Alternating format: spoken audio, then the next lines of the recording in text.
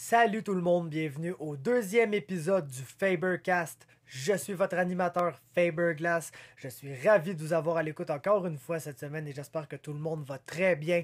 J'ai très hâte de vous présenter le podcast. On a encore une fois un très bel épisode cette semaine. Mais avant de commencer, il y a peut-être certains d'entre vous qui ont constaté que je n'ai pas sorti mon vidéo d'actualité MMA Québécois cette semaine. Et c'est pas parce qu'il manquait d'actualité, au contraire. C'est que mon grand-père s'est fait opérer.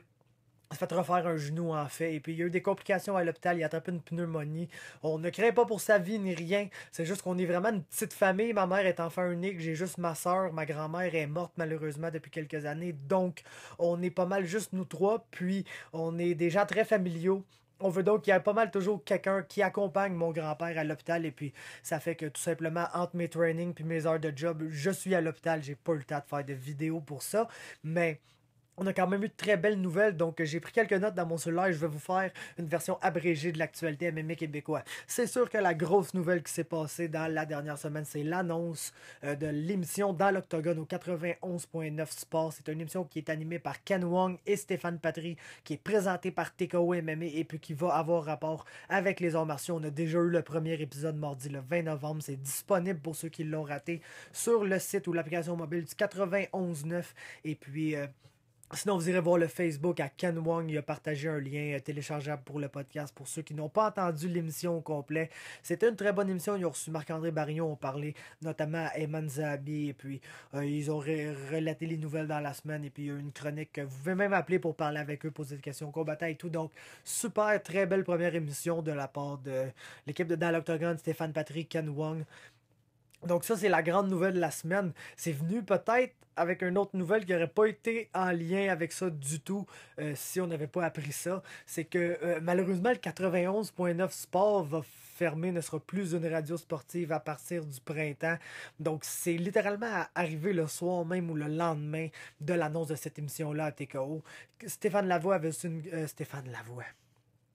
Patry avait aussi une chronique sur l'émission de Jean-Charles Lavoie. Et puis Jean-Charles vient de partir pour s'en aller à TVA Sports. On a appris ça, je pense, dans la fin de cette semaine présente là. Donc, très intéressante émission. J'espère que ça va durer pour eux, mais malheureusement, je pense que la station va bientôt changer un peu de vocation. Donc, je ne sais pas combien de temps cette émission-là va durer malheureusement. Mais bref, ça a été une très belle première épisode. Et puis, je vais sincèrement être à l'écoute pour les autres épisodes parce que on n'a jamais assez de contenu de MMA, puis même si ça ne peut que durer que quelques semaines, ben ça sera quelques semaines qu'on aura plus de contenu de MMA, puis ça, je dirai jamais non à ça.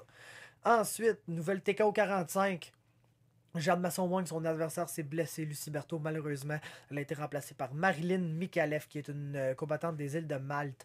2 victoires, aucune défaite. C'est sûr que c'est 2 victoires contre la même fille. Une fille qui avait un peu d'expérience, mais une fiche pas mal perdante, je pense, de... Je me prononcerai pas vraiment sur sa fiche exacte, je me rappelle plus, mais une fiche perdante. Tout ça pour dire, Marilyn Mikalev fait 2-0. Elle affrontera Jeanne Masson-Wang le 7 décembre prochain. On a Corinne aussi qui était dans l'attente d'un adversaire. Et puis, tabarnouche Corinne, qui n'ira pas tranquillement sur cette carte-là, va avoir moins de poids à couper, va se battre chez les 130 livres au lieu des 125 livres, mais va affronter Morgane Ribou, championne de judo, invaincue en MMA, une combattante de très haut niveau, une combattante française qui va nécessairement faire des marques au Québec. Elle est vraiment plus grosse que Corinne, elle a une fiche invaincue de 4-0 en 4 combats, donc c'est sûr que Corinne a perdu des combats, mais a affronté du très bon calibre, mais Morgane Ribou continue d'être encore du très bon calibre pour Corinne, qui ne recule devant rien. Ça, on devra lui mettre ça à son honneur, mais ça va être un combat très difficile pour elle, selon moi, contre Morgane Ribou. Sinon, Louis Jourdain s'en va en boxe. Pas d'arts martiaux mix pour lui, pour du moins le temps à venir. J'aimerais j'aimerais pouvoir en parler avec lui, ça c'est sûr. J'aimerais pouvoir l'inviter sur le podcast. Lui et son frère, d'ailleurs, il faut que je parle à son frère Charles avant le combat, absolument, sur ce podcast-ci. C'est dans mes plans, et puis c'est ça que j'essaie d'arranger pour vous, mais ça serait bien d'avoir Louis en même temps, peut-être savoir qu'est-ce qui se passe avec ça. C'est une nouvelle que Charles a un peu confirmée à la Voix des guerriers, mais on avait entendu ça sur le podcast d'Olivier Aubin. Merci aussi, il y a quelques semaines, quand il y a eu, je me rappelle plus du nom de l'invité, là, vite de même, mais un très bon podcast, il a parlé avec un gars très connaisseur sur les freak shows. C'est un très bon épisode, je vous suggère le Canadiens Gangster podcast à toutes les semaines, ça aussi. C'est très bon et très intéressant. Finalement, James Mancini et Adam Hunter sont blessés et ne se battront pas. On cherche des adversaires pour leurs deux adversaires qui étaient supposés se battre, c'est-à-dire Mariusz Ksaskiewicz dans le cas d'Hunter et Kendrick Latchman dans le cas de James Mancini. Donc, c'était votre actualité. On va passer au podcast à l'instant même. Mon premier invité, c'est le White Lion, Yohan Lainesse. On a eu vraiment une excellente discussion ensemble. C'est la première portion du podcast. Pour la deuxième portion du podcast, mon ami et partenaire d'entraînement, Theoren Thorn, premier invité américain de l'histoire du podcast, est venu chez moi et puis on a discuté de tout ce qui vient d'arriver avec Tekashi 6ix9ine. Vous le savez, je suis un gros fan de hip-hop. C'est mon podcast. J'avais besoin de le faire. C'est une nouvelle que j'avais envie de discuter. Et Theoren, ça donne à être un fan de Tekashi 6ix9ine, quelqu'un qui se tient beaucoup au courant de l'actualité hip-hop, mais aussi un Américain qui comprend bien le genre de loi qui va amener Tekashi 6ix9ine en cours et tout. Donc, peut-être nous amener des petites précisions sur des choses qu'on ne sait pas par rapport à la RICO là, et ces affaires-là, pourquoi Tekashi a été arrêté. Donc, on parle à Yohan Lainesse. Ensuite, moi et Theoren, on parle de Tekashi 6ix9ine. C'est votre épisode cette semaine. On se voit après. Yes, tout le monde, on est de retour avec un de mes invités cette semaine, Yohan Lainesse, qui va combattre le 7 décembre prochain dans un combat que je l'ai dit à la seconde près que j'ai su que ce combat-là va avoir lieu. C'est un sleeper sur la carte. Si le monde ne savent pas c'est qui Yohan Lainesse pis ils savent pas c'est qui Sean Meade, ben ils vont vraiment le savoir probablement après ce combat-là. Mais avant qu'on ait la chance de parler de toutes ces affaires-là, je voulais juste savoir comment t'allais, man. Ah, ça va bien, ça va bien. Je suis en forme. Le camp d'entraînement va super bien. Tout va comme sur des roulettes. Je travaille fort avec mon équipe. J'appréhende bien le combat qui s'en vient. Je sais que Sean Meade, c'est un gars qui a beaucoup d'expérience, un bon bagage de kickboxing. Fait que j'ai vraiment hâte de pouvoir tester mes armes, tester ce à quoi je travaille au gym contre ce gars-là. Puis je suis confiant que ça va bien aller. Yes, avant qu'on tourne dans le sujet Sean Meade, je voulais qu'on reparle de ton premier combat un peu. Ça s'est déroulé au Fight Night 1. T'as affronté Yann Jacolin, ça a été une performance, ma foi, assez dominante. Pour vrai, ça a super bien été pour toi. Je pense que y a pas, y a peut-être une petite affaire ici, t'es là, qu'après, quand t'as regardé, t'as dû te dire, oh shit, man, mais en tout, là, je pense que performance assez dominante, man, super beau top control, du gros ground and pound, tu as fait mal, pis ça se voyait que dans le coin, entre les deux rounds, malheureusement, il était plus là, il avait mangé des coups, pis tout, je le voyais. Moi, t'étais dans le coin où j'étais, dans le fond, fait qu'on a, je pense, un peu le même angle de vue de Yann quand dans le premier round, puis je me rappelle d'avoir regardé Ken à côté de moi, d'avoir dit ouais, je pense pas ce combat-là, ça va durer, je pense qu'il va falloir attendre une autre ambulance, mais bon, reparle-nous de ça, même première expérience pro, le fait que justement t'es rentré, t'ont renvoyé en arrière, t'es rentré, reparle-nous de ça, avec du recul, comment ça s'est passé, comment t'as dealé avec toutes ces affaires-là. Clairement, je suis quelqu'un qui est très, j'étais dans ma bulle beaucoup avant le combat, puis mon minding était fait, fait que c'est sûr que quand je suis rentré dans la cage, ils m'ont dit ok, faut que tu ressortes, qu'on repart, j'étais là, t'es pas sérieux là, je veux dire, quand ton mindset est fait, t'es prêt à y aller, tu dis c'est là que ça se passe, puis c'est comme ils t'enlèvent ton gâteau, mais en même temps, je suis un gars positif, fait que j'ai tourné ça en positif, puis je me suis dit, regarde, la glace est brisée, man. Je l'ai vécu une fois, je vais m'arranger pour que la deuxième entrée soit encore mieux. J'ai essayé de tourner ça de la meilleure manière possible, je pouvais pas faire autrement de toute façon, fait que, je suis vraiment content de mon premier combat, c'est certain. C'est sûr que, oui, je connaissais bien Yann, je connaissais ses faiblesses, je connaissais ses points forts aussi. Fait que j'avais une stratégie en tête. Certainement, avec du recul, je constate qu'il y a certaines choses que j'aurais aimé faire autrement. Par contre, c'est vrai que quand que je l'ai pincé solide, ça s'est ramassé au sol, j'ai vraiment senti que je pouvais avoir le contrôle sur ce gars-là au sol. Puis que, comme tu as dit, entre le premier et le deuxième, moi, la seule chose que je regardais dans mon coin, j'écoutais mes coachs, mais je regardais son regard. Puis je voyais que c'était pas mal fini, là, moi, honnêtement, j'avais pas envie que le deuxième round recommence parce que, Yann, je le connais, puis, j'ai du respect pour lui, puis je savais que, il était sonné, puis que si le deuxième round commençait, ben, il y avait des chances que je le finisse pour de vrai. Fait que, d'une certaine manière, je suis content que le docteur ait arrêté le combat de ce côté-là. Mais quelle ambiance incroyable, tu sais, il y a beaucoup de monde quand tu te bats dans la cage de TKO avec les insignes de l'UFC, tout le setup autour de ça, la semaine, écoute, j'ai vraiment apprécié ça, puis écoute, je me nourris beaucoup de toute cette énergie-là, cette adrénaline-là, j'adore ça, fait que d'aller me battre au Centre Bell le 7 décembre, c'est un rêve pour moi, puis je suis vraiment content, puis j'appréhende beaucoup ce combat-là, j'ai bien hâte. Ouais. En plus, veux pas, ça va être un peu tes débuts devant la grande audience de TKO, parce qu'on se cache pas que le Fight Night 1, c'était un événement qui était plus exclusif, que tu sais, t'as ton monde à qui t'as vendu les billets, puis les autres gens qui sont venus encourager d'autres combattants qui ont eu, tu sais, la chance de te voir, puis oui, il y avait un beau crowd, là, vraiment, cette soirée-là. Ça a été une soirée assez magique, là, d'ailleurs, pas mal sur toute la ligne. C'est sûr qu'au début, quand ça a pris 1h30 pour 3 prelims, parce qu'on attendait des ambulances, je me demandais à quoi qu'on avait à avoir le droit, mais en tout ça, les combats, ils ont été le fun, puis après ça, tu sais, on serait Charles contre Kevin Généreux, puis ces affaires-là, on va s'en rappeler longtemps, là, de cette soirée-là. Contre la famille, c'était bien aussi. Ouais, les débuts de Cyril, tout ça, ça a été super, des grosses performances, ce soir-là. Même, j'ai adoré, moi, étant un grappler pis un fan de ces affaires-là, j'ai adoré Mancini Gordon, là, sur cette carte-là, vraiment. Tu sais, James, j'adore comment il lutte, un gars, man, qui a une des plus belles luttes qu'on va retrouver ici, justement, sur la scène québécoise canadienne, contre un gars qui a du joue en tabarnouche, là, à Gordon, là, une machine, tu sais, de gars sur son dos, il attaque, pis il attaque, pis il attaque, pis, tu sais, fait une carte géniale, mais c'est veux pas, ça va être vraiment tous tes débuts, tu sais, un événement télévisé, man, que les gens d'un peu n'importe où dans le monde vont pouvoir ouvrir Fight Network puis voir ça, justement, Yohan Lainesse contre Sean Meade puis les combats de TKO. Est-ce que c'est un stress supplémentaire, une pression supplémentaire, ou au contraire, genre, t'aimes vraiment ça, puis c'est de quoi que, comme t'as dit, tu te nourris de ça plus que c'est quelque chose qui te...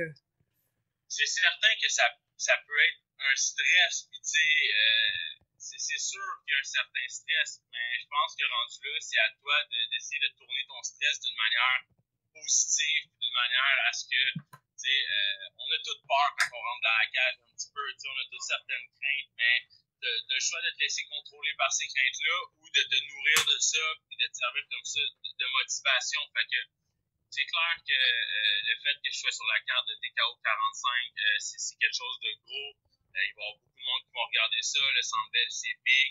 Mais je pense que ça va simplement faire que je vais lever encore mon jeu encore plus d'un cran, puis que je vais être en mesure d'offrir une performance à la hauteur de mon travail, je bûche à chaque jour, je le sais que je m'en vais me battre au Centre Bell, je sais que ça va être une grosse soirée, je sais que je vais donner une bonne performance, puis justement, j'ai juste vraiment hâte de démontrer aux gens c'est qui vraiment Yohan Lainesse, c'est qui White Lion, puis tu sais, mon premier combat c'était bien, mais je peux vous garantir que le deuxième va être encore mieux, là. Oui, il va y avoir beaucoup de monde, oui, c'est télévisé partout dans le monde, mais tant mieux, je pense que je vais être capable de livrer la marchandise pour ce combat-là. Ah, pis veux pas, grosse chance que vous volez le show, là, on s'entend? Je sais que Sean Meade, c'est un gars qui a des très bons kicks, un gars qui est spectaculaire, il a une bonne mâchoire aussi, c'est un gars qui est tough, il a beaucoup d'expérience, fait que clairement, là, on va être en mesure de donner un très bon combat, puis clairement, je vais sortir de ce combat-là gagnant, je suis confiant. Yes, parlons-en de Sean Meade, je veux qu'on commence en parlant de son premier combat à lui. Tu as sûrement la chance de le voir en direct, peut-être même de le réécouter par après.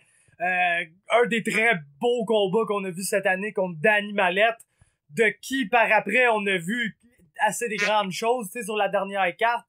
Donc, qu'est-ce que t'as pensé de ce combat-là? Puis peut-être une deuxième petite question parallèle par rapport à ça. Qu'est-ce que ce combat-là te donne comme indice sur Sean Meade, sur le genre de gars que t'as devant toi, justement? Ben, écoute, c'était un très beau combat, honnêtement. Sean Meade contre Danny Mallette, extrêmement serré. Un gros fight de stand-up. Malgré que Sean Meade a réussi 2 ou 3 takedowns, si je me souviens bien, à la fin du deuxième, puis au troisième round aussi. Fait Sean Meade, un gars qui a des extrêmement bons kicks, un gars qui peut être surprenant en faisant des spinning kicks, des spinning elbow, back fist, un gars qui est très spectaculaire, un gars qui est très calme aussi, qui a une belle expérience. Par contre, j'ai trouvé quelques failles dans son jeu que je compte bien utiliser à mon avantage durant le combat. Puis, clairement, je sais que c'est un gars qui est solide, mais être solide, c'est bien, mais ça prend plus que ça. Fait que je sais que moi, je vais être capable de... Mallette l'a touché à plusieurs reprises, ça l'a pas semblé l'atteindre plus que ça. Un bon high kick qu'il a donné, qu'on a vu qu'il était ébranlé, il s'est collé en corps à corps, fait que ça s'est bien passé, mais Sean Meade, je pense que moi, si je le touche, là, ça va être différent que Mallette. Puis ça me prendra pas 2-3 coups de poing pour le coucher. Là. Ouais, c'est définitivement moi ce que j'aime de ce combat-là, c'est que lui, oui, tu sais, il a réussi, il y a eu des bons moments encore contre Danny, mais tu vois vraiment que sa stratégie première, où il est à son meilleur, c'est à distance, quand il peut se servir de ses pieds, se servir d'une assez longue portée. Puis toi, je l'ai pas vu lancer un jab dans le combat. Non, pas vraiment, hein. Pas vraiment. Pas un jab. Fait qu'écoute, c'est correct, tu sais, il lance des bons kicks. Gaucher contre droitier, c'est sûr que le jab peut, tu sais, faut que tu fasses attention, mais en même temps, tu sais, comme tu l'as dit, c'est un gars qui aime être à distance, qui aime utiliser ses kicks. Fait qu'on va voir si je rentre dans le pocket, qu'est-ce qui va se passer, puis Exactement, c'est ça, je trouve le fun de ce combat-là, parce que toi, t'es pas mal, selon moi, la définition d'un pressure fighter. T'es pas un gars qui aime vraiment reculer, c'est par en avant, ça se passe, pis super confortable en corps à corps, pis t'es super confortable sur le top avec ton ground and pound pis ces choses-là, choses que t'as besoin d'avoir si tu veux te battre de la façon que tu te bats.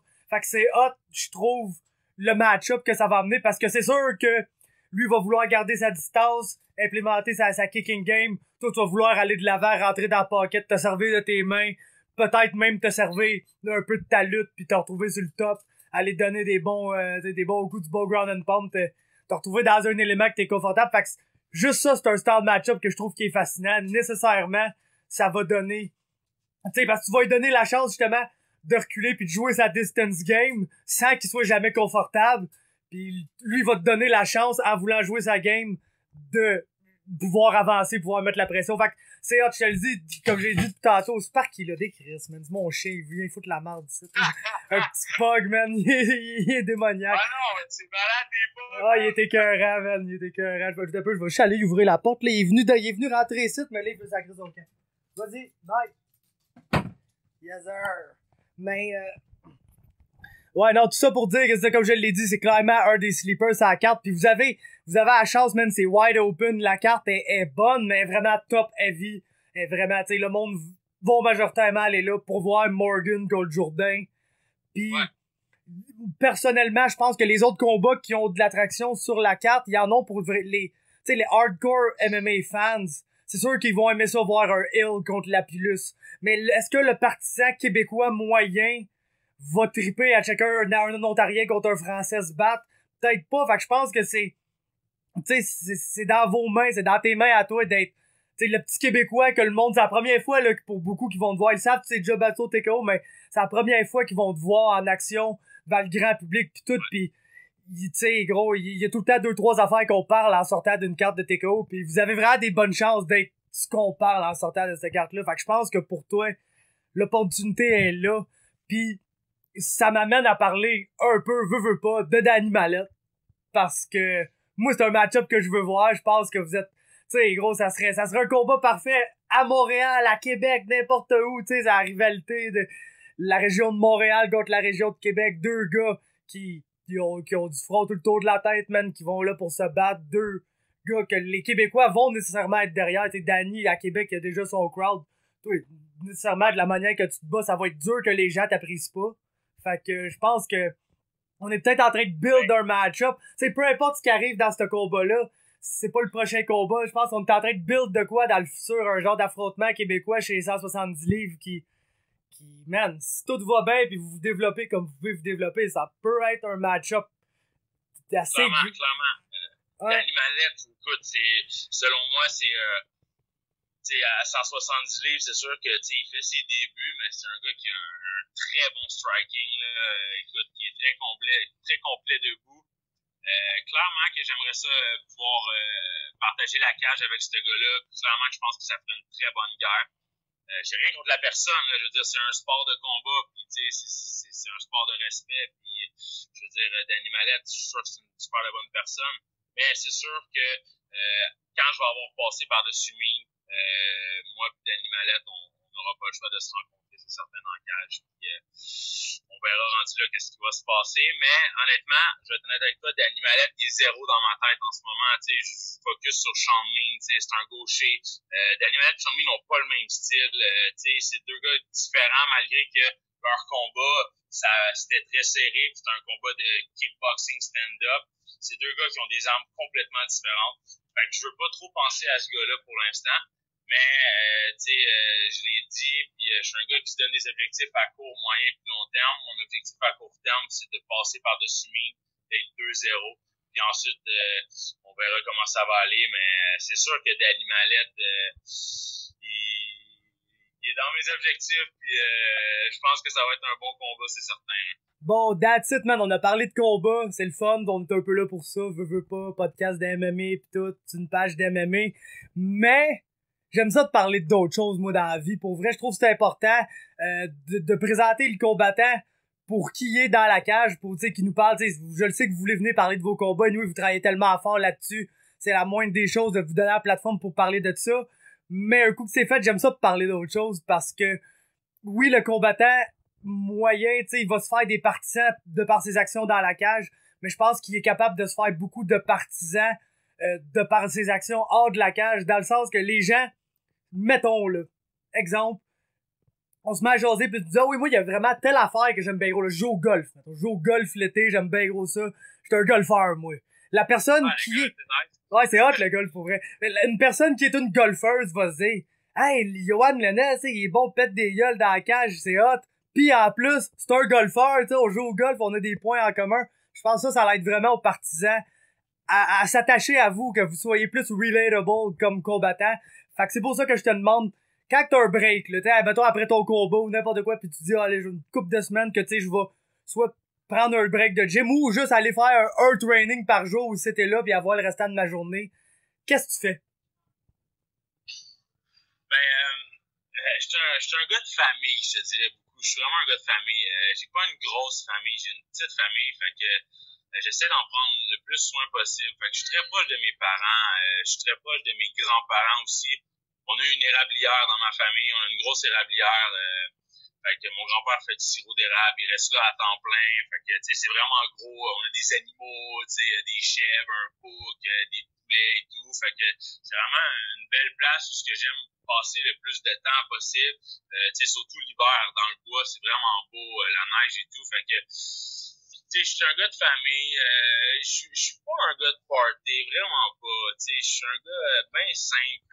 Fait que je suis un gars bien simple. Fait que comme je te dis, quand j'ai du temps, man, j'essaie de passer le plus possible du temps de qualité avec les gens que j'aime. Fait que, comme je te dis, la famille beaucoup. Je suis un sportif, je suis un joueur de hockey. Comme j'adore le golf. Pour vrai, là, l'été, je joue au golf souvent, régulièrement. Je trouve que c'est un des plus beaux sports côté précision, concentration. Ça ressemble un petit peu au MMA, le golf, du fait que même si tu manques ta shot, tu reçois une shot en MMA, ça veut pas dire que la game est finie ou que le combat est perdu, là, ok? Faut pas que tu laisses ça briser ton mental, faut que tu sois capable de passer par-dessus un mauvais coup, puis être capable de continuer puis gagner ta game. Fait que, clairement, je suis un sportif, moi. Fait que, je sors pas tard, j'aime me lever tôt le matin pour profiter de mes journées. Fait que, honnêtement, ça fait 3 ans et demi que j'ai pas pris de vacances, que je suis pas parti comme une semaine, ou que je travaille beaucoup, j'ai des vacances accumulées, je pourrais en prendre, éventuellement ça serait bien que je le fasse, mais je vois pas le besoin de le faire parce que j'aime ce que je fais.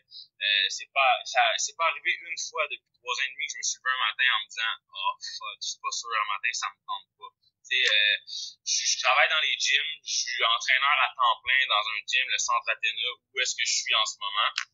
Je donne des cours de kickboxing 3 fois par semaine à Belleuil, le gym que je représente, le complexe multifonctionnel. Entre ça, j'ai des entraînements privés à gauche puis à droite. Sinon, comme je te dis, tu sais, j'aime passer du temps avec mes parents, mes grands-parents, j'ai ma tante, mon oncle, ma cousine. Ma famille, mon gars, c'est ça, puis c'est tout. Tu sais, j'ai pas rien d'autre. J'ai pas de cousins, j'ai pas de frères, j'ai pas de sœurs, j'ai pas de, tu sais, j'ai une petite famille, fait que le plus de temps de qualité possible. C'est clair que j'aime passer du temps avec mes chums aussi, mais on se voit un petit peu moins. Mais quand j'ai du temps, je vais vraiment focusser sur du temps de qualité. Donc, c'est soit faire des activités. Je suis un gars de plein air, man. Aller monter des montagnes, aller en camping, faire du kayak, des trucs comme ça, je trippe. Fait que je te dirais, là, c'est vraiment ça. Passer du bon temps de qualité. Puis éventuellement, j'aimerais ça, clairement, partir en voyage. Là, comme je dis, ça fait 3 ans et demi que j'ai pas vraiment pris de grosses vacances. Fait que c'est sûr que ça pourrait faire du bien. C'est sûr que des fois, elle ressource un peu le corps. Moi, personnellement, je prends 1 semaine de vacances par année. C'est avec ma mère, tout seul, moi puis ma mère. Moi aussi, on a une petite famille, justement. Ma grand-mère est morte, il nous reste mon grand-père. Ma mère est enfant unique, j'ai juste une sœur. Fait qu'on est comme, tu sais, on est 4, là, principalement dans la famille. Puis 1 semaine par année, je me pousse dans le nord. C'est au nord de Mont-Laurier, dans l'entrée du parc de la Vérandrie. On pogne un chemin de terre, le gros. On fait 100 km là-dedans. Un moment donné, on arrive. Il y a des camps, c'est une pourvoirie, puis on va là à la pêche, là, 1 semaine, puis c'est littéralement la semaine dans l'année que je manquerais pour rien, parce que je suis vraiment un pêcheur de un. Là-bas, le gros, c'est une pourvoirie plus pour la chasse. Fait qu'il y a beaucoup de gens qui vont là à la chasse, puis tu sais, des fois, quand ils ont tué leur boc au début de la semaine, ils vont pêcher un peu, mais sur le domaine, il y a une quinzaine de lacs, puis c'est pas pêché, le gros, là. C'est vraiment pas pêché, fait que sort du doré de là à la tonne, des brochets, j'en ai pogné un de 15 livres. Il y en a en masse. Ouais, c'est ça. Pogné un brochet de 15 livres, pas cette année, l'autre d'avant. Fait que, tu sais, c'est tout le temps de la grosse pêche. On est là à 2, on peut en pogner là, 75 dans la semaine. Là. Fait que, on a vraiment... Ouais, c'est ça. Vraiment... C'est clair, mais la nature, tu sais, je suis un gars simple, là, ça me prend vraiment pas grand-chose pour me satisfaire dans la vie, là, tu sais. Fait que, comme tu dis, là, la nature, passer du temps de qualité avec les gens qu'on aime, je pense que c'est vraiment ça qui est le plus important. Puis, tu sais, éventuellement, j'aimerais ça pouvoir...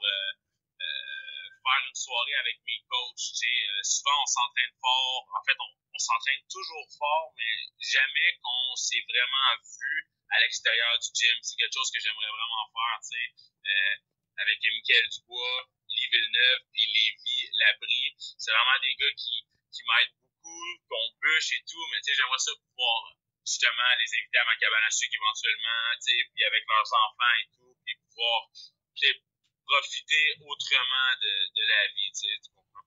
Ouais, ça c'est sûr que c'est le fun. Nous autres, moi je suis content, je suis à Saint-Jean-sur-Richelieu, moi, pas bien loin de ton coin, c'est la même rivière du moins. Puis nous autres, c'est ça, le gym, on est vraiment une belle gang, là. On fait tout le temps des affaires ensemble, on a des petits parties de Noël, des affaires là toutes les années, on a le séminaire à Toronto, le Novonia au Canada, à toutes les années on se loue un Airbnb à la gang, là, on est une quinzaine là, de la gang de Jou là-bas, puis c'est vraiment, c'est hot, ça te permet de justement créer des liens hauts avec ces gens-là, ouais, puis tu sais, c'est facile de devenir ami, puis genre proche de des gens de même, parce que veux pas, on est là, c'est de s'arracher la tête, de se choquer, puis se péter les bras à longueur de semaine, fait que, tu sais, c'est plus facile d'avoir un lien avec ce gars-là, tu sais, tu le vois tout de suite quand tu le vois à tous les jours, quand il arrive, puis il va pas, puis des affaires de même, ouais.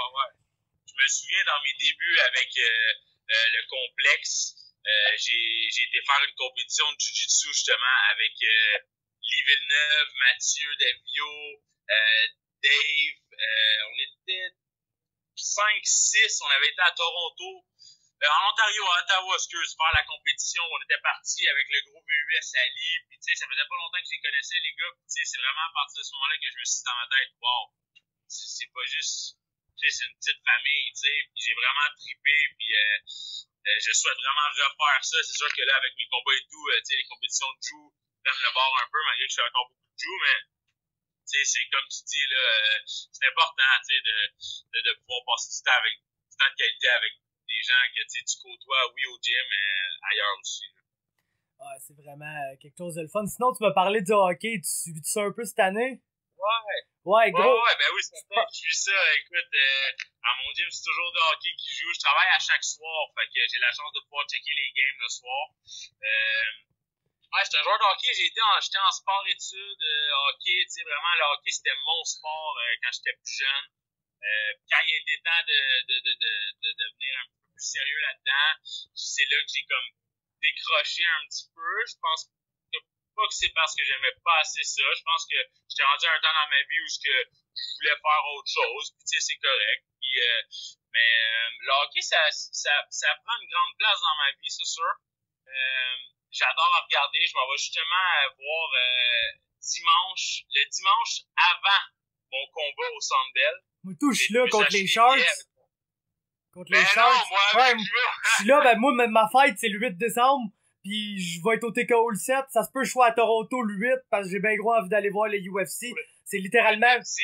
gros, c'est littéralement mes deux dream fights, le co-main puis le main, puis ils tombent le soir de ma fête. Fait que je me dis, c'est un signe, faudrait que je sois là. Fait que je vais tout le temps au hockey avec mon père, puis il a dit, faudrait y aller la semaine avant. Puis moi, les Sharks, c'est mon équipe. Brent Burns, Eric Carlson, c'est ma troupe, man. C'est vrai, imagine Marlowe c'est encore là avec toute sa gang, Thornton, pis tout quand ils étaient dans leur gros beat, c'était n'importe quoi leur club, comment ils étaient forts. C'est ça. En plus, là, Thornton, j'ai l'impression que c'est la dernière année, puis je suis venu à aimer Joe Thornton avec le temps. C'est sûr qu'il a commencé en étant un Bruins, fait qu'il était dur à apprécier. Mais tu sais, en tant que fan de hockey, t'as pas le choix d'aimer Joe Thornton. Le gars, c'est une légende absolue du sport, un des meilleurs passeurs de l'histoire, puis c'est... Genre, je voudrais pas manquer peut-être son dernier match à Montréal, fait que je vais être là, justement, cette game-là, je pense. J'aime pas trop ça situer le monde dans le temps, là, mais en ce moment même, je pense que c'est encore une game de complet niaiseux contre les Capitals qui se joue, parce qu'on a la lumière Budweiser, là, puis juste avant que je t'appelle, ça a sonné, là, 3 fois back-à-back. En fait, c'est ça, Gallagher a scoré à 20 secondes de la deuxième, Petrie a scoré à 1 minute 8, puis Agostino, que j'ai aucune idée c'est qui, vient de... C'est dans l'autre équipe?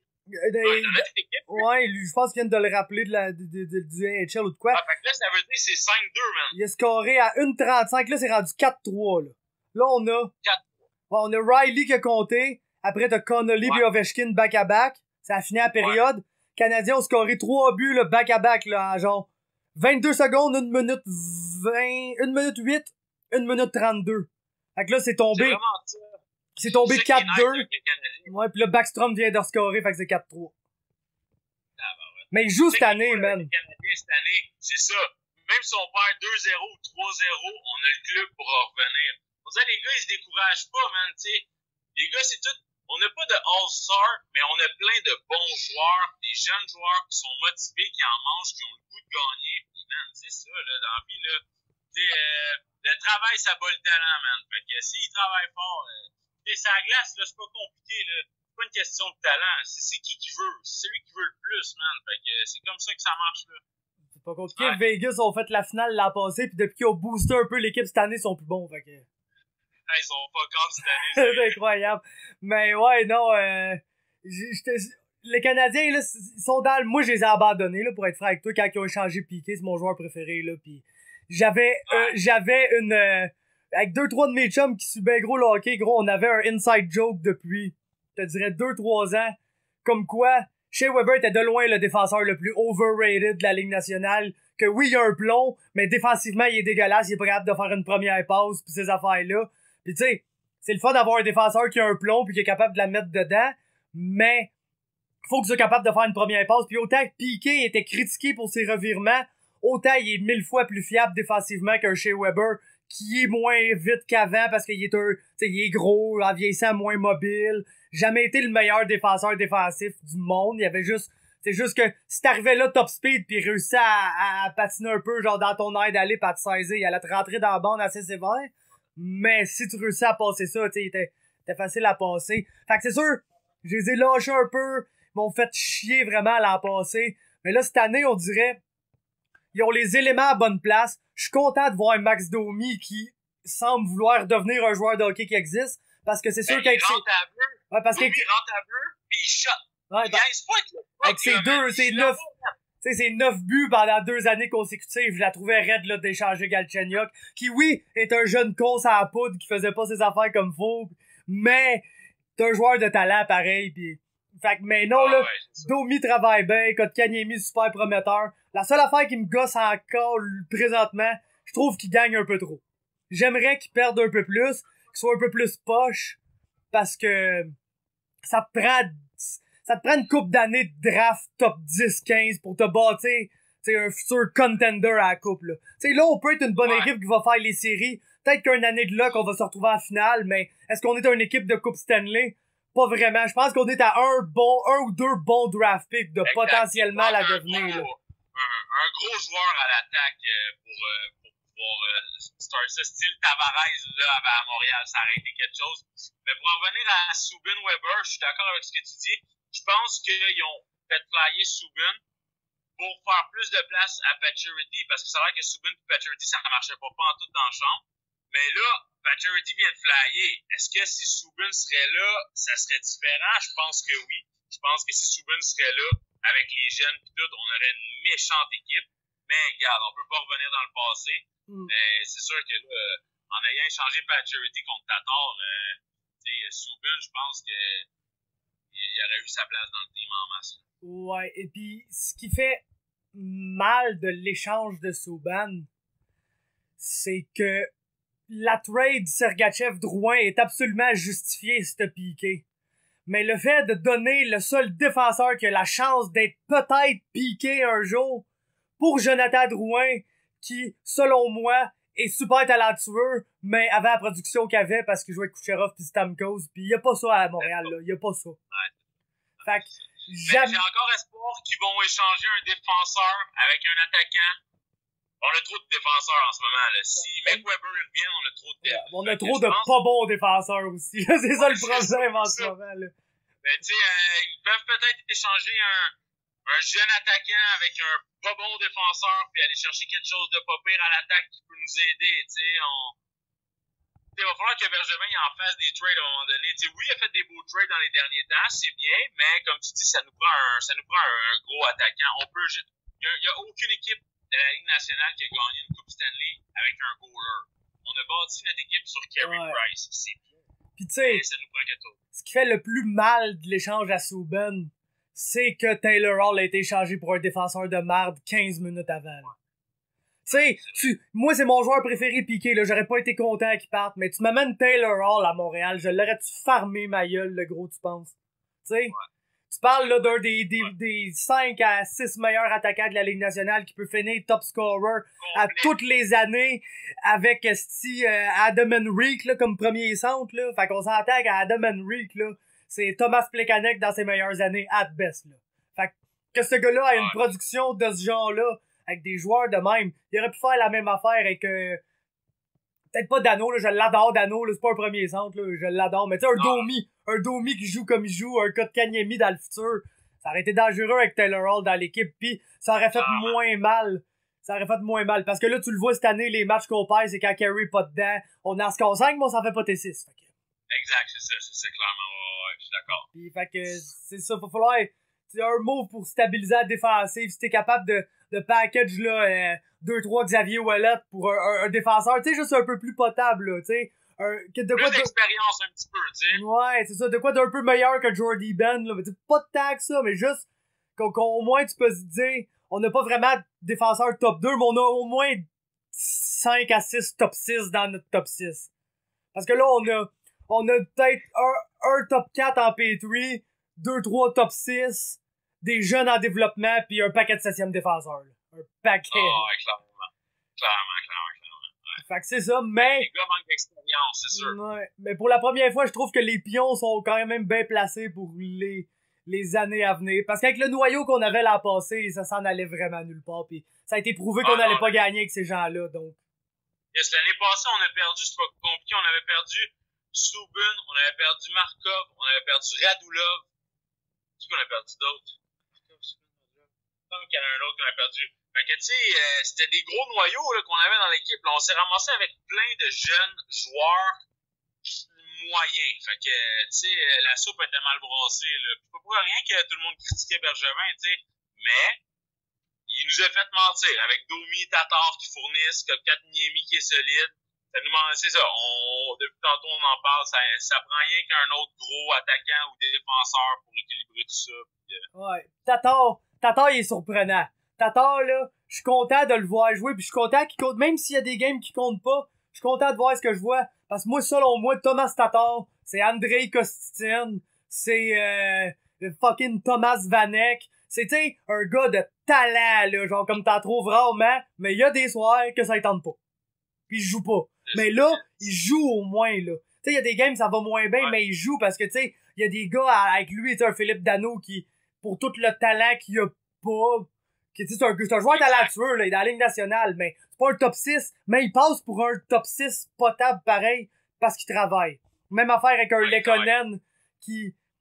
Lekonen profiterait vraiment de jouer avec deux joueurs plus expérimentés. Là, ça ferait la différence entre un futur scoreur de 15-20 buts. Pourquoi il y a un A, ce gars-là?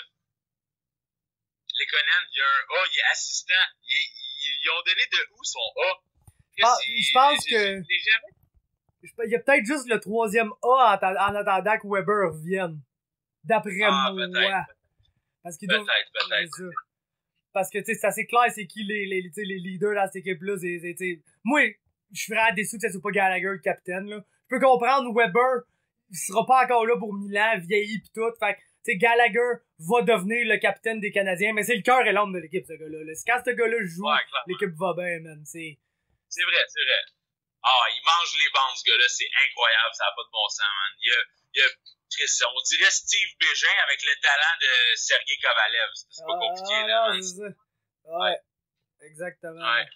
C'est ça qui est assez fou, man, avec ce petit Gallagher-là, man, l'affaire qui me fait peur avec lui, c'est qu'il a peut-être pas la shape pour garder le style de jeu qu'il a, mais il est pas capable de jouer autrement. Fait que ça se peut qu'à 33, 32, 33 ans, il commence à être magané puis à être moins bon, mais qu'est-ce qu'il va nous avoir donné pendant des années, c'est incomparable, là, tu sais. C'est littéralement un Brad Marchand pas cochon, là.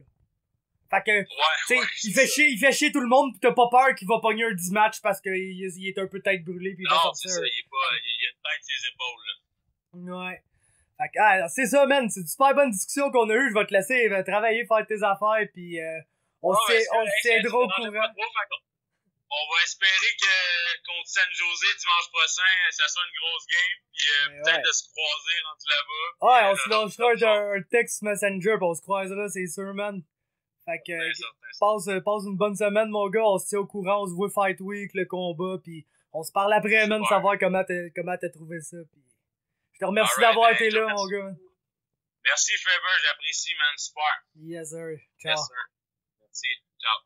Yes, tout le monde, on est back, pis il fallait qu'on parle de cette niaiserie-là. Vous le savez, je suis un grand fan de hip-hop en général, pis là, il y a vraiment une nouvelle qui vient un peu secouer tout le monde du rap, parce que le rapper qui a de loin eu le plus de buzz dans la dernière année, écoute, il y a eu une rise absolument fulminante parmi les palmarès. Tous les singles qui sont sortis ont charté sur le Billboard 100. Le gars, il a fait des millions de dollars en un an, puis il vient de se faire ramasser avec un Rico Charge. C'est Tekashi 6ix9ine. Pour l'occasion, j'ai avec moi un de mes amis partenaires d'entraînement et le premier guest américain de l'histoire de mon show. Fait qu'on expand les horizons. It's my friend Theoren Thorn, man. Thank you for being here. Thank you for having me, Finn. Yeah, Thank man. you. I heard that you're a fan. You're a 6ix9ine fan. Yeah, I'm a fan of him because a lot of people downplay him and give a lot of they discredit what he does and says he's a chump and all this stuff. But you have to realize he's marketing himself. This is how he makes his money. And yeah, this is like a lot of people will say it's not real rap. I don't think he's trying to make real rap. He's trying to make music that you can listen to at clubs, because when I go to, personally, if you go to a club, I don't think you're going to want to listen to like Immortal Technique. No, you're going to want to listen to like Tekashi 6ix9ine banging on the speakers, you know? So yeah, even myself, I gotta say I'm not a fan. I don't really like his music to be, and that's the main thing for me. yeah. As for his person and stuff, I don't know, man. He's a controversial figure for sure, and there's been, say, the first time we heard of him, it was in controversy. Yeah. It was Trippie Redd who brought him out of nowhere, yeah. saying that motherfucker was fucking a child. He's a pedophile, Yeah. and that we came to learn that he indeed had a child sex charge. But I think like it was officially that he had an underage girl doing suggestive stuff in a rap video. Yeah. And like he didn't know that girl was underage, but she was so, and he was underage too at the time, I think. So, like it sounds like the worst thing ever, and anything that's related to sex and children does not look good. But I think you gotta kind of give him a pass for this since he was underage at that time. So I don't see how he can really exploit a minor if he's a minor. But since I don't know American law either, and that's maybe why you're here, and then you can help us.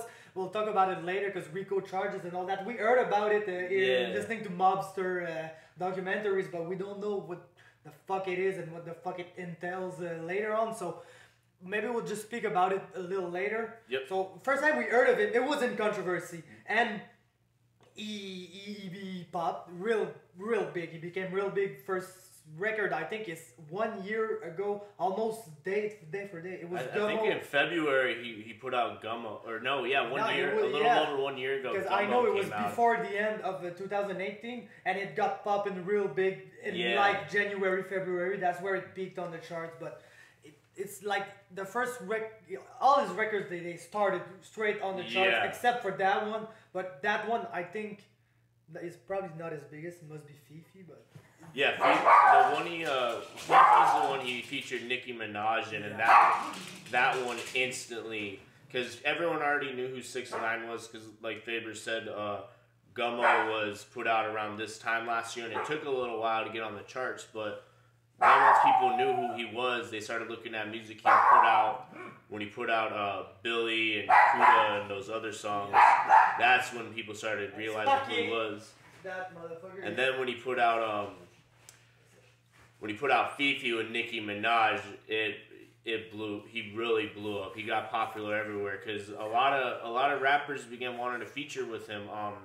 He was supposed to release Dummy Boy, and that had Kanye West and Nicki Minaj on one track, I believe. That's the video which got shut up, I think. Yeah, and that was that was supposed to come out tomorrow, and now it's getting pushed back because of this whole thing going on. But a lot of rappers are trying to feature with him because if you get Tekashi 6ix9ine on a track, it's going to get really big. Just like get the strap with Casanova. Even a 50 Cent song charted because of him. So that's pretty crazy in itself because nobody gives a shit about 50 anymore. For his music, he's still relevant because he's like probably the second biggest troll around after Tekashi 6ix9ine. Yep. But that's why he's still relevant, but nobody gives a shit about 50 music anymore. And he's still charted with that. So yeah, he released Gummo, then became like, he beefed with almost everybody. But I think like there's 3 main episodes of major beef. The first one being at the NBA All-Star Weekend, which was absolutely crazy. That's the time where he was beefing with everyone in LA, and he just said, "Yeah, fuck it, I'm pulling up in LA for the All-Star Weekend." When they figured out he was landing at the airport, people were waiting for him outside of the airport, and actually, like it was on camera. They assaulted him right when he got outside. And exactly, man. That was the crazy ass weekend. Everybody was looking for him. When they found him, they fucking fought in public. Yeah. And then there was. After that, during that, it's pretty much during that, there was the J Prince beef, when he pulled up to the party unannounced and he got turned down, and then there was a big beef, and like, I think the guys that caught him in LA were actually from Houston, so that's kind of why he always continued trolling LA, because he was like, you took a L, guys, I was in your city, and the only guys that could get to me weren't even from the city, they were from Houston. And there were a lot of guys coming on there were a lot of guys posting on YouTube after that too, claiming that they were gang affiliated with because Tekashi says he's a Blood from New York, which is a big gang feud in America. Yeah, probably the way he got indicted with all that shit because he's affiliating in his music. Because Treyway is the 9 Trey Bloods, which is a huge Brooklyn and I can tie that'll tie into the RICO charge when we talk about it later. But there were a lot of people who were LA Bloods saying that he's going to he's banned from coming to LA. If he steps foot in LA, that they're gonna have someone go find him, and they were threatening. And it's funny because they threatened him. They put videos up of themselves threatening him, so they're kind of incriminating themselves right there, which would mean they're getting themselves in trouble if something were to happen. Cause that could be an whole nother topic, because even Kodak Black got put in jail because of his Instagram live. People are so stupid with that shit. They put this shit out there, and you see Tekashi doing it too, and I'm sure Faber's going to mention the next big beef that happened with him was Chief Keef this summer. That's that where one we were was going, because man, that's why some people like you, they say you got to give him credit because the guy knew exactly who he had to beef with. He only beef with Chief Keef. People know he's legit. That guy fucking flashed his gun at police when he was 16. Yeah. So people know that guy's fucking legit. That O Block in Chicago is like the place where you don't go. Yeah, exactly. And he pulled up there, and yes, he pulled up there with police at 4 a.m. But he still did, man. Yeah, and he still put did. it out, and the narrative that he put out wasn't that. Was that he stepped foot on the America's most dangerous block, and nobody did shit to him because they're all pussies, and they're all fake gangsters that are going after him for clout. But they're not going after him. He's going after them. And when they respond, he's like, "What the fuck? You're going after me, you motherfuckers!" I will say this. He did when that whole Chief Keef beef was happening. There's videos of him walking the streets of Chicago, and he's handing out just stacks of money to homeless people. So I mean, he does have a point in this sense. Like the guys, I don't think he's doing this for fame. He's got a lot of money, and you always see him handing out money to people like it's no big deal. And I believe I feel like that's just part of his character. I mean, yeah, you can say, oh, he's just posting it on Instagram trying to look good. You don't see a lot of rappers nowadays, or anyone for that matter, with all this money just walking around handing money out for free to people, you know? So I do think that's part of his character. That was a plus side that came from the beef. But then you had Sosa's, the hotel he was in New York, I think at the time, got shot at.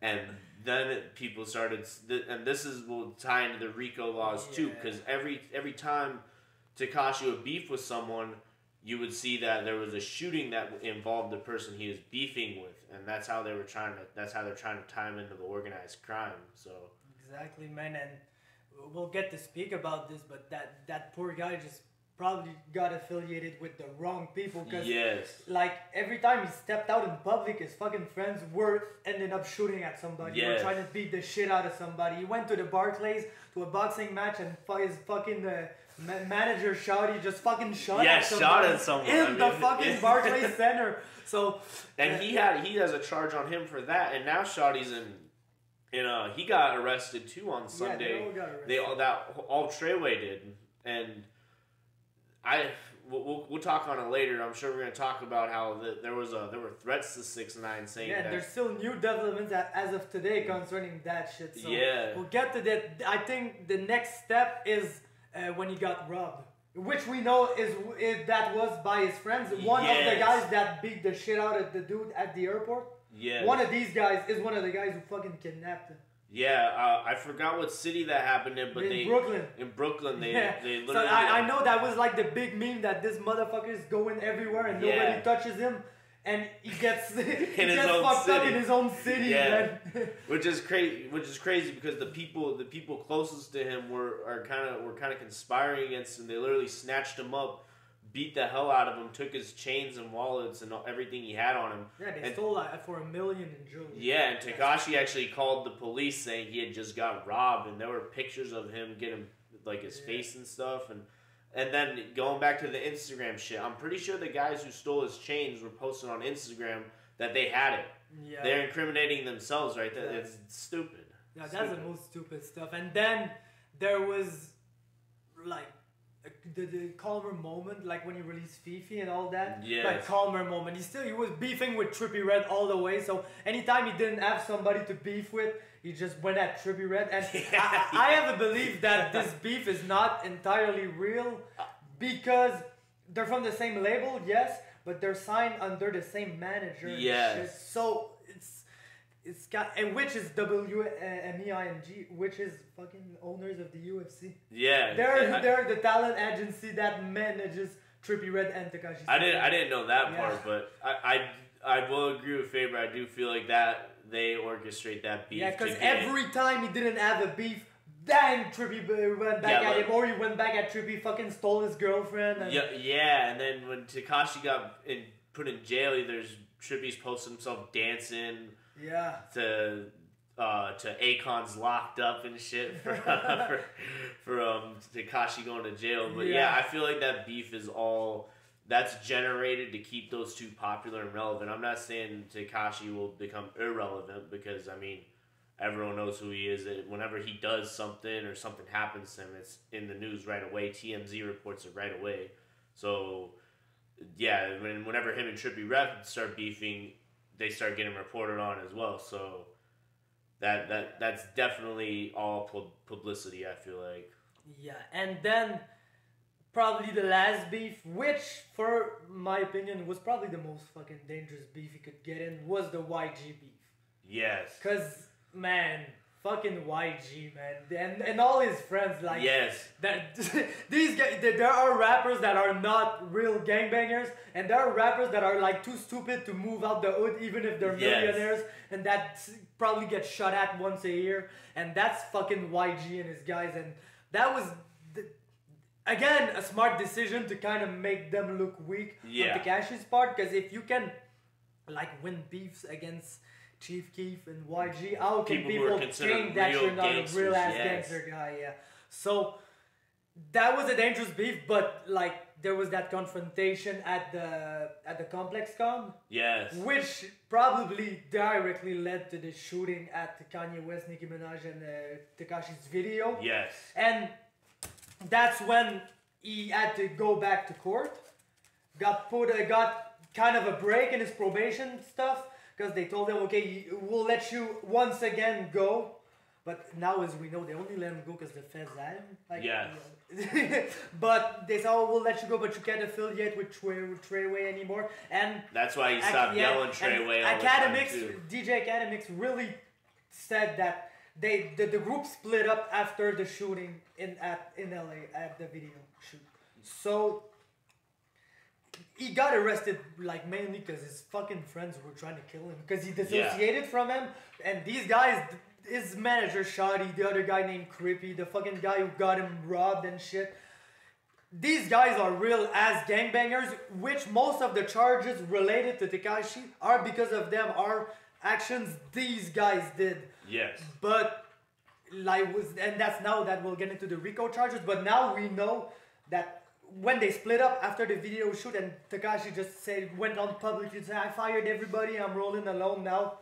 Man, the feds, they knew that these guys, since Tekashi was not gonna earn him any money anymore, they were just fucking trying to kill him. Yeah. So that's mainly why he got arrested. And they decided like they're probably investigating and doing shit for a long time. But at that moment they said, that's the time to act. We're gonna go through with the case right now. And since then, he's been transferred to a new jail, which is he's not in the general population anymore. He's in protective custody. Yeah, exactly. And TMZ has reported, and it's a weird report the way they phrased it, but they said that he was being transferred to a new jail that is known for people who cut deals. Okay.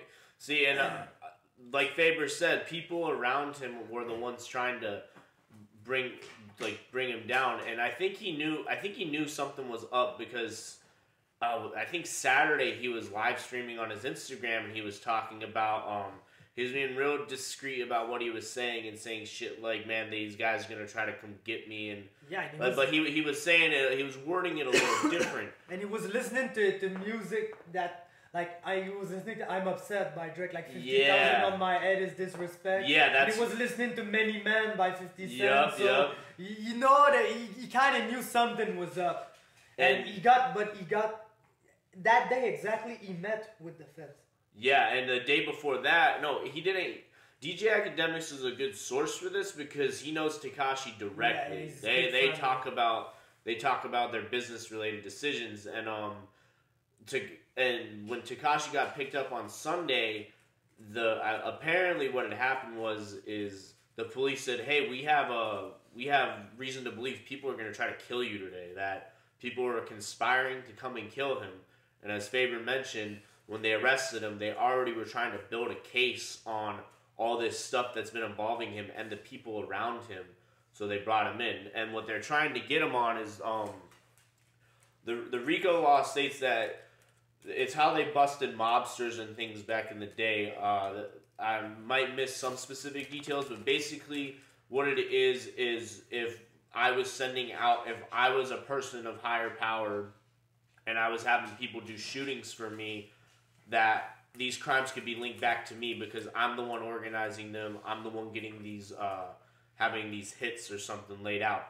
And in Tekashi's case, I don't know. I can't necessarily say this is going to be unknown. Maybe it'll come out years later that he was having his guys go shoot at these other rappers for whatever reason. But for the most part, you can look at it as they're trying to tie Tekashi with the organized crime thing and racketeering of money, like he was money laundering and things like that. There's a whole bunch of shit going on with him. But honestly, you can look at it as he's never been seen with a weapon. He's never physically done any of these shootings that have been mentioned. It's been all of his crew. And this is how they're trying to bring it back to him. They're saying these shootings happened because of him. We can link all these shootings with the people he's beefed with. And now that he was in charge of like having these shootings happen. And also he tried to get a bail. His attorney tried to get him bailed out. And they said, we will give the whole bank account. And this was after the person the prosecutor trying to prosecute him said, we can't give this man a bail. He can put up any amount of money for bail that he wants to. That's what he's done in the past. We can't just let him get a bail because we don't know what will happen this time. Like, this is a serious case, and we could actually get him to go to jail this time. So he got denied bail, and as Faber said, he's been kept in protective custody. I didn't know he got moved to another jail as of recent, but they're still trying to pick him up on the racketeering and the possession of a weapon and all these other charges. Yeah, I do think he's gonna talk though. I do feel like he's gonna realize, look, he's 22 years old. He could face up to 20 years if these charges smack him down. And you look at all the guys who he's been associating with, they're like 30, 40 years old. These 40-year-olds are getting him, these adult men are getting him in trouble trying to kill a kid over gangbanger shit. I understand that some of that stuff is serious in that lifestyle, but they're gonna try to kill a 22-year-old kid over this stuff. So yeah. I feel like he's gonna talk and realize this real soon. Yeah, because there's like two theories at that moment, but if you look at the RICO charges and stuff, he's being charged with things that are related to drug trafficking that took place in 2013. Yeah. Which he's a minor at the time. Yeah, he would exactly. have been a minor at the time. So that's where you know that these charges, like, they're not things he directly did. They're just trying to put him as, like, a conspiring with these people. Exactly, and they're kind of saying that the money he made being a famous person and rapping and stuff kind of financed activities for this criminal organization that were the 9 Trey Bloods and stuff. So they're trying, but like the two theories at that moment is that either he talked and they're moving him away because he's got to be in protective custody elsewhere.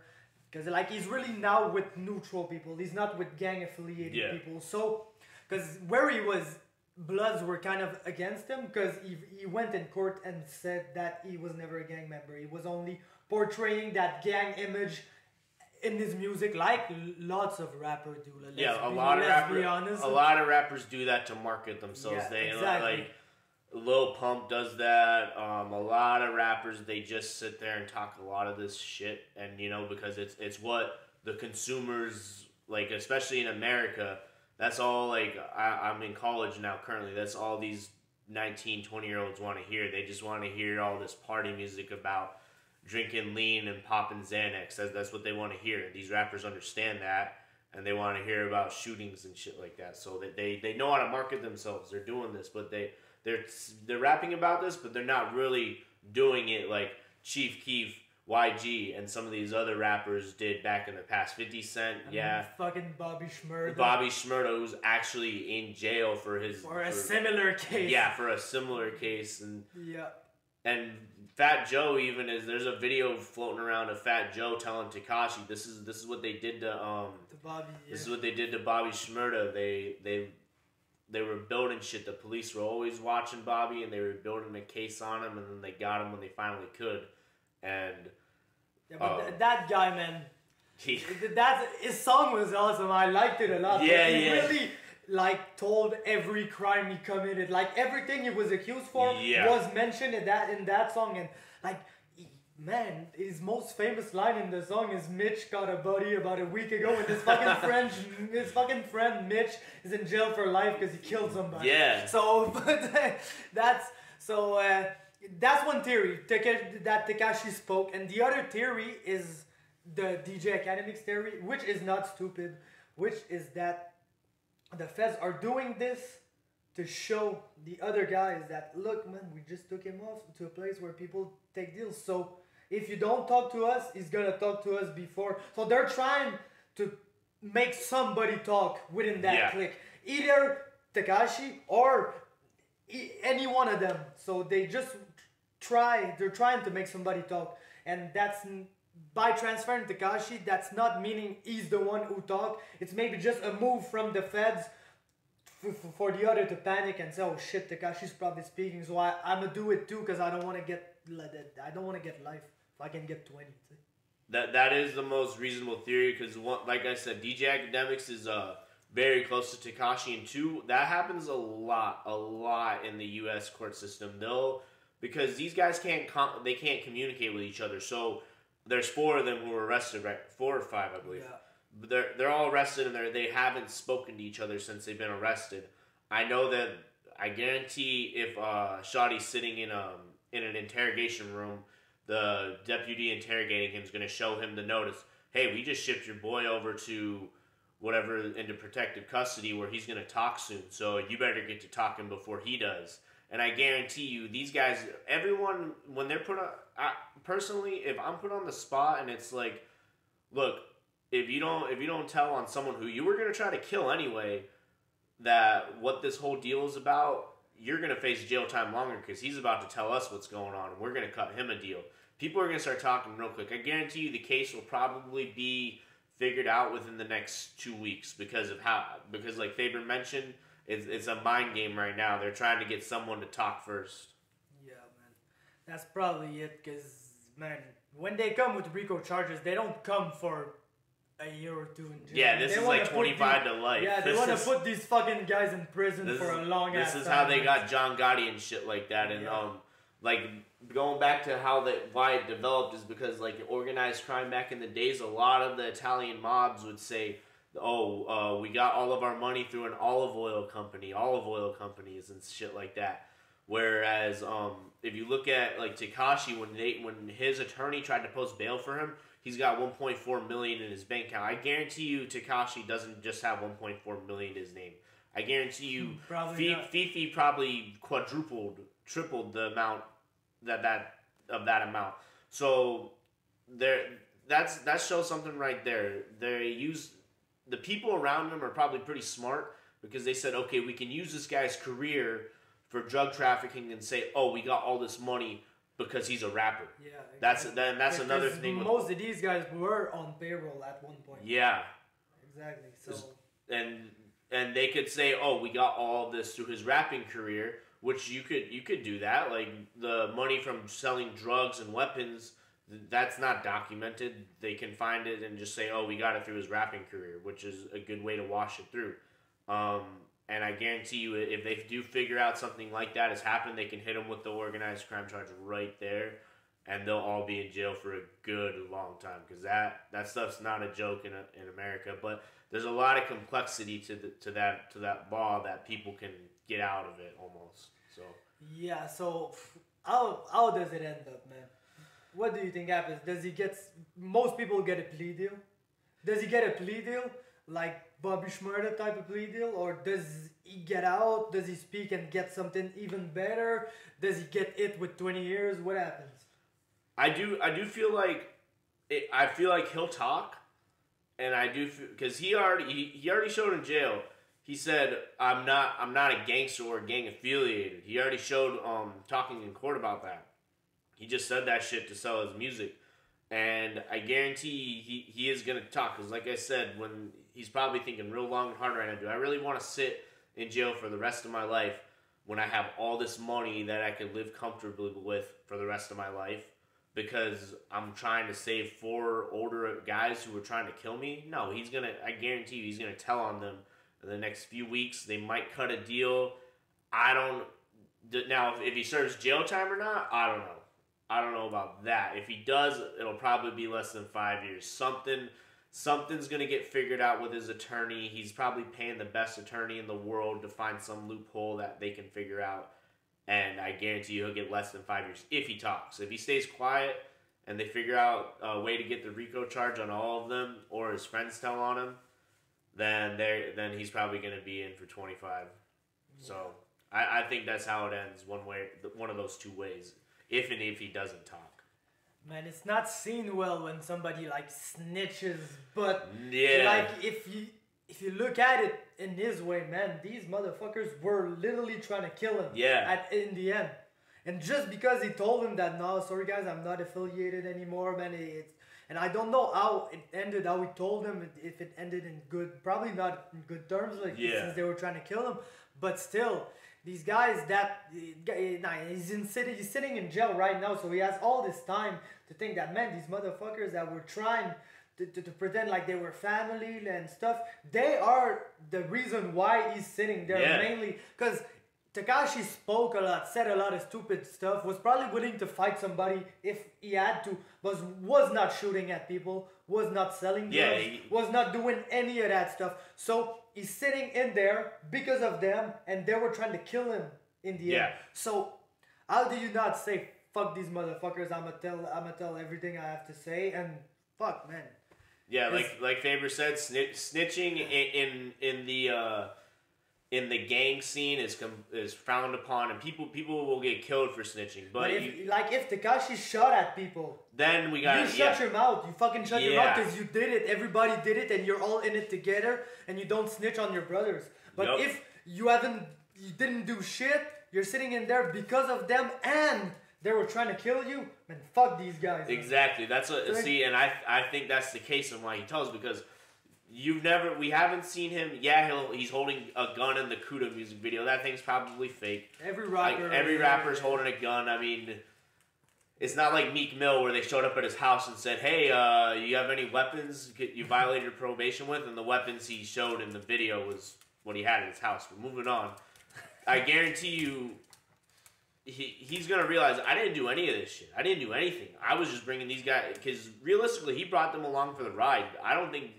Like, he would yell Treyway in his songs, but Treyway didn't promote him well. Like, he promoted himself. He promoted himself on his Instagram, talking shit, starting beef, making his songs. Like, you can almost argue he made himself, and these guys brought him down. Yeah, he made himself and these guys. And either you like him or not, that's what happened. Yeah.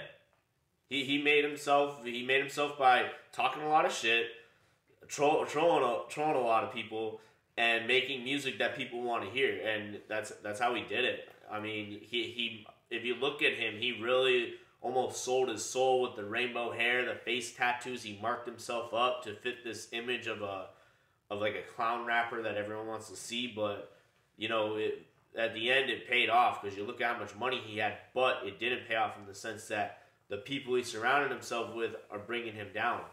And all these rappers warned his ass. DJ Academic said that they were talking way before he blew up and said, look, man, if you get involved with some of these dudes, you got to realize that they might be the ones to bring you down later, and they might be the ones that'll harm you later on. So you got to really think long and hard about it. I feel like he thought these guys were his friends, and they weren't.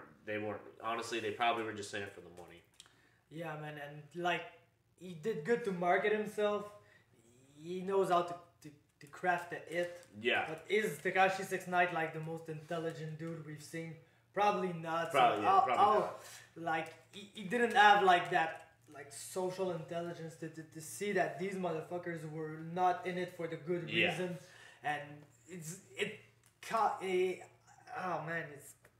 almost people some people are really happy right now that this motherfucker's out of here, and we're probably at least 5 years off. Okay, so but it's kind of a sad story too that like a kid at this age, man, this young. He's 22. Keep that in mind, people. He's 22, and look at what I mean. realistically, he's done what a lot of other music artists haven't been able to do in a lifetime. 1 year, man. In 1 He year. always Just he always crazy told about. us that his career was gonna be short, and man, I think if this might be it right now, because if like maybe they'll find a way to get his project out, but after this, if he gets 5 years in jail, he gets out. The guy's still rich. Maybe you just wanna like go somewhere, erase himself, and not be in that spotlight. Cause man, it's tough to come. Like we've seen it with many rappers. Some people go and do a couple of months, a year, and they're good. Yep. But people who do like long time, like Boozy, like Yep. I think Bobby Shmurda is gonna be tough coming out, man. He's not that Bobby Shmurda back in like 2014, which Yeah. was the biggest thing, and so man, I feel like this might be it, man. We might have just seen like the craziest 1 year career ever, man. Yeah, and Like there was one hit wonders. That guy will have been a 1 year wonder, but what a year, man! That guy 10 literally for 10 on the dominated. Billboard, yeah. Yeah. And then I guarantee Dummy Boy would have had 5, 10. That would have probably went platinum within 2 weeks, easily. Oh yeah, that guy's huge, man. And I think the album itself would not have sold that well.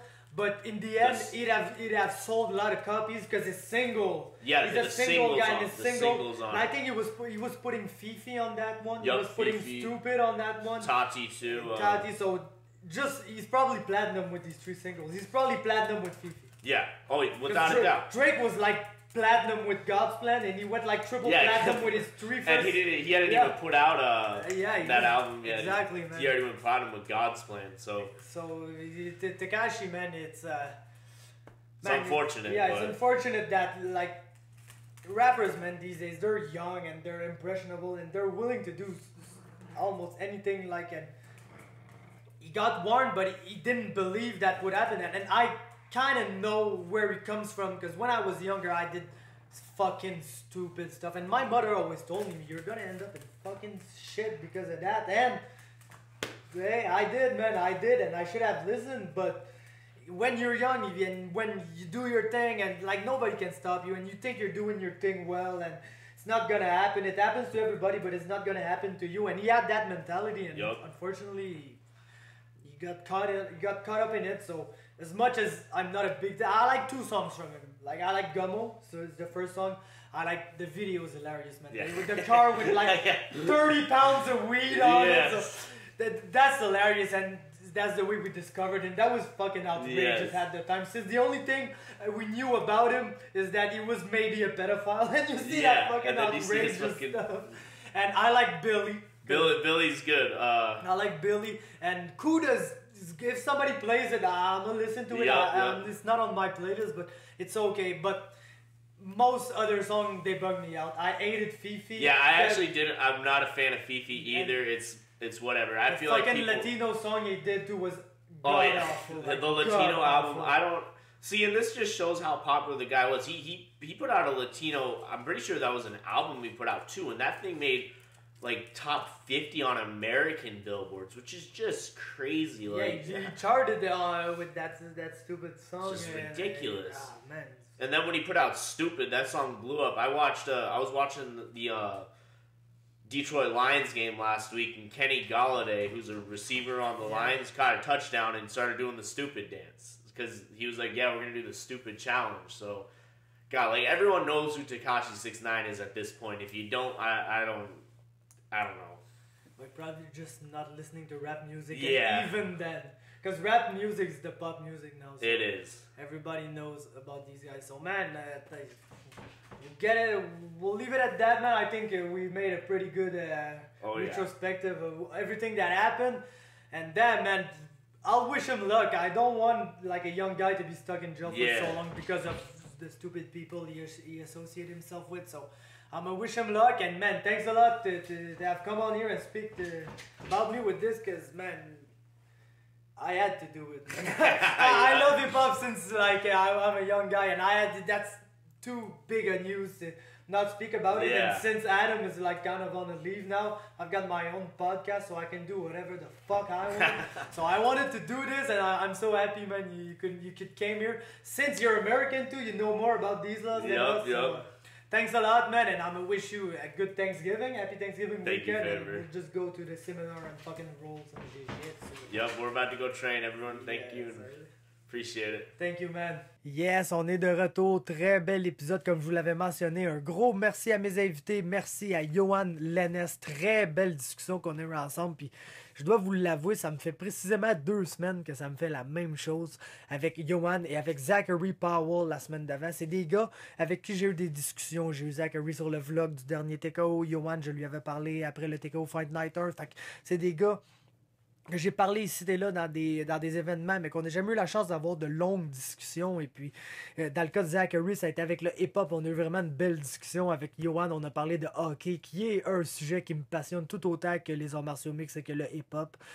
Donc, j'aime ça. C'est de même que je m'investis dans des fighters, que j'ai des longues discussions avec eux sur des choses que je pensais pas qu'on allait discuter de ça. Puis, tu sais, c'était pas des affaires qui étaient prévues. Là. Il y a quelques questions que je me prévois toujours. Bien que je suis pas un gros gars de préparation, là, je vais vous l'avouer bien franchement, mais je me prévois toujours comme des points. C'est le principal que j'aimerais entendre le combattant aborder. Et puis après ça, j'ouvre un peu la discussion à n'importe quoi, vers quoi ça se dirigera. Puis, dans le cas de Zachary et dans le cas de Yohan, ça s'est dirigé très naturellement vers un sujet que les deux, on avait des intérêts en commun. Puis c'est ça qui donne les meilleures discussions. Donc, agréablement surpris de ma discussion avec Yohan Lainesse qui open invite pour le podcast. Tout comme Zachary Powell d'ailleurs. Le open invite pour le podcast. Ces gars-là, on a des super bons sujets de discussion ensemble. C'est toujours super le fun. Puis quand on a une discussion qui a l'air organique, qui a l'air naturelle, je trouve que c'est ça qui donne le meilleur contenu. Puis j'ai l'impression que ça a été vraiment ça pour ces 2 entrevues-là. Donc, merci les boys.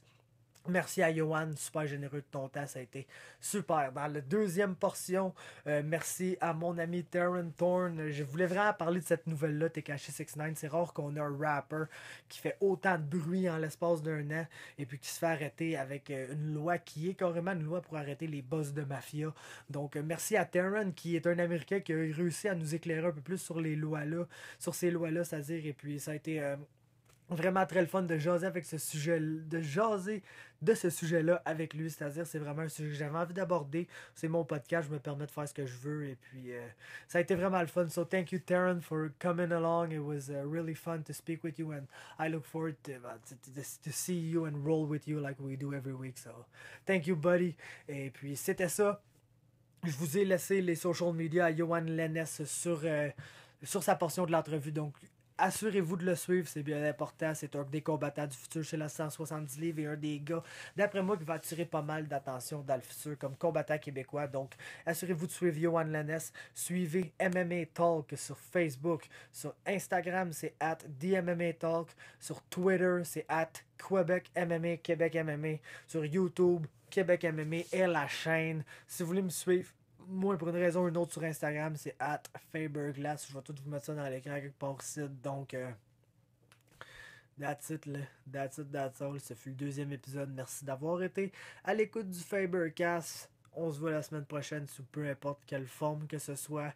Et c'est ça. Bye.